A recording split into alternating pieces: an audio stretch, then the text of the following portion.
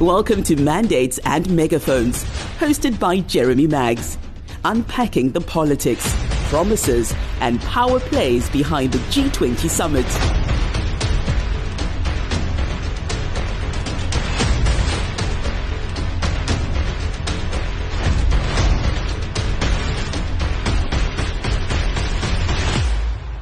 Hello and welcome to another edition of Mandates and Megaphones here on Moneyweb in association with Standard Bank. Now, South Africa, as you well know, is preparing to host the G20 Leaders Summit in Johannesburg this November. For business, the stakes could not be higher. It's about infrastructure, it's about investment, and it's about influence. But my question is, how do we translate summit rhetoric into tangible reform that change the cost of capital, accelerate growth, and also deliver jobs at home? Well, joining me is Mavuso from Business Leadership South Africa. She is one of the country's sharpest voices on what business must bring to the G20 table. Busi, a very warm welcome to you then. From a business perspective, what do you think? What does organized business think is the most important deliverable? Good morning, Jeremy. So when we started this engagement, we actually were very clear that success for us would be our ability to showcase our country as an investment destination. So if our presidency of the G20 can deliver that, then we would have won as a country.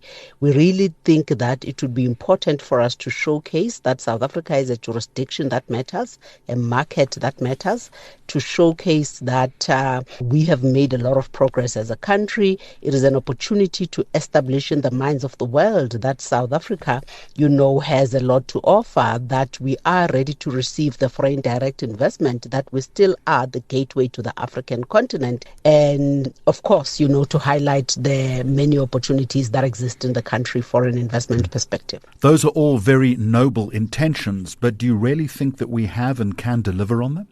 I really think we can. I mean, we've got a lot of evidence and data points to show on the ground. Just 2 years ago, Jeremy, we actually had a huge amounts of load shedding. 2023, if I'm not mistaken, out of the 365 days in the year, we had load shedding for about 263 days. We have managed to bring load shedding down by 85%. We are well on our way in terms of fixing our ports and logistics. Freight rail volumes have actually picked up just in the last 12 months. We have already opened up, for private sector participation in as far as that is concerned. We have dealt with the backlog that we had from a visa perspective. All of these interventions and reforms that have been put in place are actually contributing to ensuring that we have a conducive environment within which business should operate. So some of those challenges that a whole lot of international, investors had pointed out as problems in the country, those are being successfully addressed. And those are all short-term wins, and I acknowledge that progress is being made, but in a global tariff-challenged environment where people are competing for more investment, surely the reality of the situation is we're just not moving quick enough. We're just not moving quick enough, but I really think when you still look at where South Africa sits in relation to the rest of the African continent, we still are better off. And remember, South Africa, and I think the Africa broadly, is the market of the future. So a whole lot of investors who are actually looking at where the future market is going to be, they're actually looking at the African continent. And if you want to land in the African continent, you cannot ignore South Africa. You cannot ignore South Africa because we are the strong and most resilient economy, in the continent. You cannot ignore South Africa because we are the most technologically advanced, we are the most diversified. You've got better integration into the global economy if you land in South Africa and if you're operating from South Africa. We are one of the largest investors in Africa through our comparatively advanced retail, telecoms and financial services sector. The size of our domestic market, Jeremy, accounts for a high proportion of intra-African trade. We've got deep and liquid capital markets. We are number one in the country in the continent for integrated reporting, and that list just goes on. So South Africa still makes sense, from an African perspective, so you ignore South Africa at your own peril when you're looking at Africa as a continent. So against that observation then, Busi Mavuso, how confident are you that the B20 recommendations will translate into some meaningful short-term progressive action? Short term is 12 months, so maybe short term might not be a reasonable time frame to actually look at, because a lot of these interventions are actually supposed to be long term. They are supposed to actually change the structure of how these economies are designed, ours included.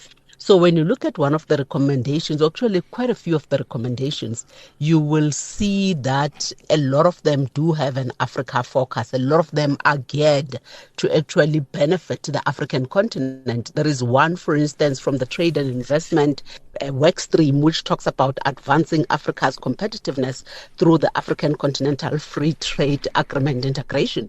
Now, that is quite critical, because when you look at it, you have the rest of the global economy saying we need to focus on Africa. We need to ensure that the environment, in Africa is a conducive one. We need to make sure that their infrastructure works. There's energy stability, there's transport and logistics, there is water security, because they know that once they land here to operate from here, these issues that are deemed just Africa's problem will soon be their problem once they invest their monies here.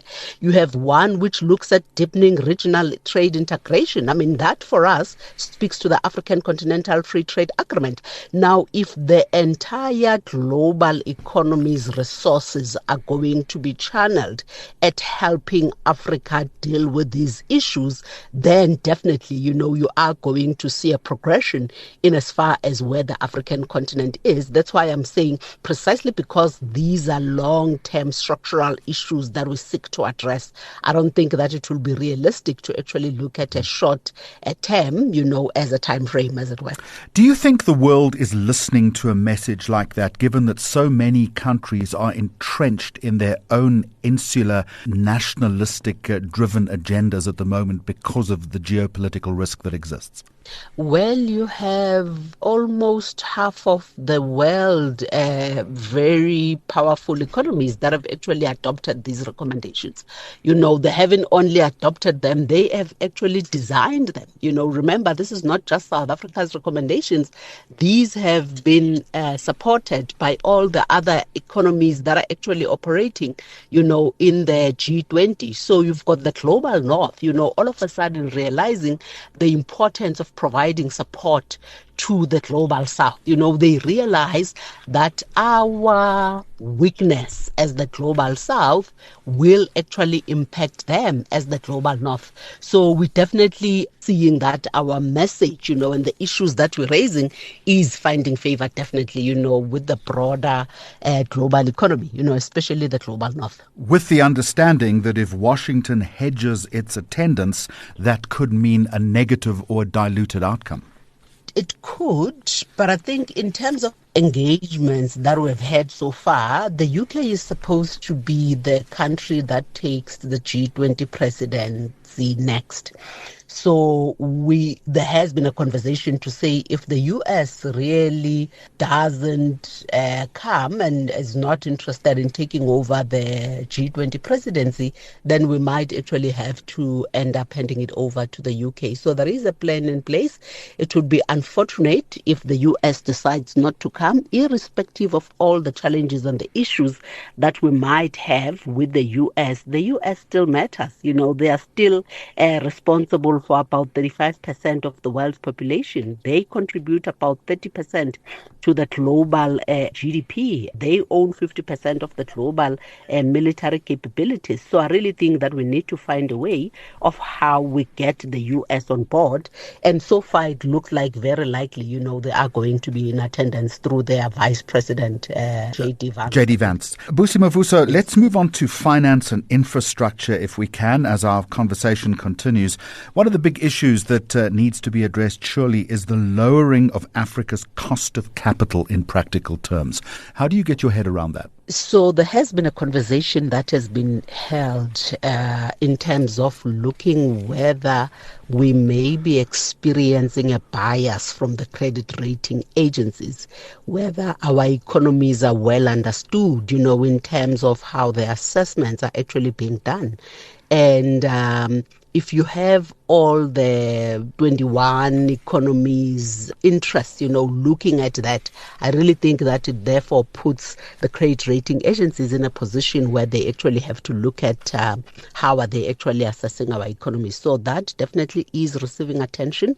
There is also a conversation that is going on to look at how do we actually mobilize the G20 infrastructure fund, if I'm not mistaken. I think that is what it's called, to look at how that actually helps and is channeled, at building the infrastructure in the African economies, as it were. So if a lot of the debt that we're actually taking up as the African countries and as the broader global south is geared towards looking at infrastructure and actually investing in infrastructure, if we can have that funding being mobilized for infrastructure investment in Africa, then it actually does help, the amount of debt that we actually take up as the African countries and as the broader global south. And I think if we take less debt, then that definitely that does impact the issue of the cost of capital. But I think the most critical one, Jeremy, is this one of looking at whether there is indeed a credit ratings bias. So I'm hoping that that project, will actually be accelerated and it will have a successful conclusion. Am I hearing you say that you are in expectation that there might be some credit ratings reform on the table when you meet later this year? I wouldn't take it that far. For instance, as South Africa, never mind what is happening in the B20, we are actually undertaking a project at the moment which is looking at what are some of the issues that the credit rating agencies raised when they downgraded us to junk status in 2017 and in 2020. And we are looking at what progress have we made as a country in as far as addressing some of those challenges. One of the forecasts that they've made, for instance, was that by 2022, we're going to be sitting at 100% debt to GDP ratio. Now, we haven't attained that. But when you look at where Fitch and S&P has us, we are 4 levels below, what Moody's has us. And the conversations have actually started, with Fitch and S&P, to say, could there be something we are missing in terms of what we are doing as a country? If you look at the fact that we have really accelerated the reforms, the progress that we have made on the ground, the political stability, which again was one of the issues where they were saying we're worried about what the 2024 elections were actually going to usher in and what that might mean for political stability. So there are a lot of positives which are somehow, not being priced in, as it were. So that conversation has started. Whether it will lead to credit ratings reform, we don't know. But we know one of the, and I don't know whether it's Fitch or is it, I think it might be Fitch, looking at setting up an office in Africa. Now, once they actually have an office in Africa, it makes them to understand the environment and the dynamics better. And that definitely will influence, how they look at our economies. Do you think there is a greater role, Busi, for multilateral development banks to take on more first loss risk, and maybe a greater role even for African pension funds to play some kind of more positive role in infrastructure deals?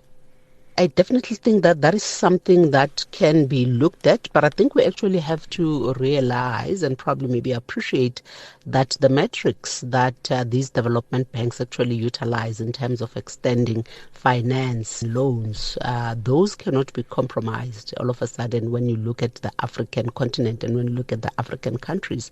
I really think that they still have to observe, what they need to observe. They still need to ensure that the risk that they are taking is a reasonable risk, as it were. So their responsibility is not just on the on the development banks. I think we as countries also have an obligation to make sure, that we somehow solidify and strengthen our economies, so that we don't, we're not always, in this difficult and I guess, tight financial position that we actually find ourselves in. But Definitely, I think the conversations that are actually being held in terms of how we better mobilize the global financial institutions definitely are gearing towards how Africa can be better assisted and how it can be favorably looked at. And what about pension funds? Pension funds, I really think that should be a country-to-country conversation. I don't know if that is something that can actually be done, from a global perspective. I know, for instance, there has been conversations with our own PIC, obviously, whose shareholder is the GEPF, to look at how we can actually mobilize some of that funding, but still observing, necessary metrics, so that these funds are not put at risk. Because if you are going to lend irresponsibly, then I think it does put the economy under pressure, because then if you are going to lose those monies, if you're not going to be able to actually recoup them, if those are not actually going to be paid back, then the economy and the fiscus is actually going to be under pressure, because if those pensions cannot be at a later stage paid, to you and I, it means you're going to be the responsibility of the fiscus. So I really think that is a country-to-country conversation. I don't know if something like that can actually be regulated, at a global level, as it were. Here on Moneyweb, you're listening to Mandates and Megaphones in association with Standard Bank, and I'm in conversation with Mavuso from Business Leadership South Africa. Busi, let's move from finance and infrastructure to energy and transition, if we can. Do you think in any way the G20 will be able to deliver more or better support for firm power and grid investment? That is absolutely critical, surely. It is. And when you look at the 4 recommendations, for instance, Jeremy, that has come out of the energy mix and just transition, they are talking about scaling transition finance. They are talking about localizing clean energy manufacturing. They are talking about building skills for future energy jobs. And they are talking about investing in resilient grids and infrastructure. Now, when you just look at that last recommendation and you actually look at which are the countries and which are the economies that are struggling, with having resilient grids and infrastructure, that already favors, and favorably benefits, the global South Africa and definitely South Africa. So if there's going to be a channeling of efforts and a channeling of funding to look at how we are supported, as the African continent and as South Africa, we definitely stand to benefit, from those recommendations.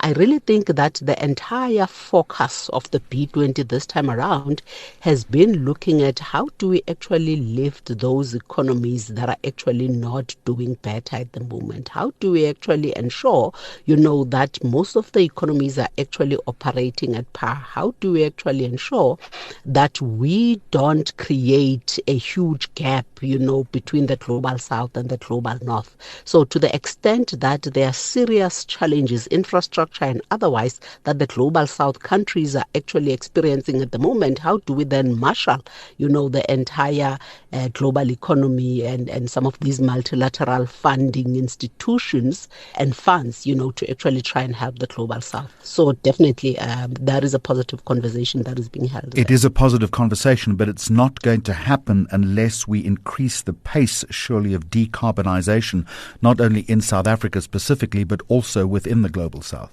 It's not just the global South issue, Jeremy. It's global North as well. Europe is actually struggling, with the transitioning. A lot of countries in Europe have actually reverted to using their coal-fired power stations, because I think we still sit in an environment where coal is still the most reliable source of energy. China, I understand, is actually reopening, some of their coal-fired power stations. So I think precisely because it is an issue, that challenge that we're experiencing as the rest of the world, we therefore are not isolated as the global South and as Africa.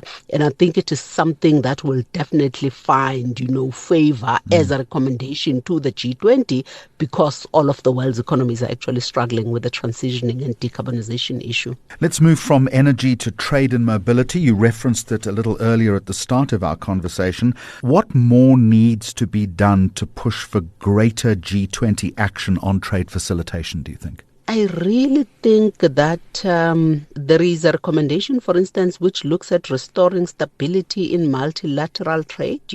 We have trade, being seriously challenged at the moment, in terms of what is happening in the world. I really think that with the U.S., being now willing to get back, onto the discussion tables and continue being part of the G20, I think there is going to come a time where we are in a position to can convince each other as countries, the US in particular, to actually rethink their stance in as far as this is concerned. Now, the beautiful thing about this is that as much as the G20 as much as the US might not have been participating in the G20, the US has been participating in the B20, because business in the US is worried about what is happening. They can already see and feel the impact. And I really think if the business community in the US is actually in a position where they are saying this is unsustainable, something has to give, surely there is going to be a conversation that is going to be held. If that conversation I know is happening already, to look at how their government, actually, they really have to soften their stance, when it comes to some of the issues and I think the impositions that they've actually given and put in place for the rest of the world. As we start to come to the end of this conversation, are you confident that Africa can hold a united line at the summit? I really think we can, and I really think that we are. We already, as the African continent, facing similar challenges, whether be it in education, be it in infrastructure, be it in inequality, be it in health, be it, in a whole lot of those issues, water security, energy security, transport and logistics, and so forth. We already have similar challenges that we'd actually like to solve for. So there's more that unites us as the African continent than that which separates us. So we are therefore going to ensure that we focus, on those commonalities, on those issues that we'd like to have solved. And I think there is consensus, in terms of what those are, and we'd all like to see those being dealt with. And just putting a punctuation point on that comment, if you had one sentence, Busi Mavuso, or one paragraph for the leaders in Sandton come the end of November, what would it be? I really think that it would have to be, I don't think it starts in November, it starts now. I think there is a huge role and responsibility that we have to undertake in terms of ensuring that the policy recommendations that have come out of the B20 that were handed to the DECO minister on the 4th of September are actually publicized. We have to start talking about what makes sense for us as the business community. We need to start highlighting, some of those issues that we need addressed for investment to come into the country.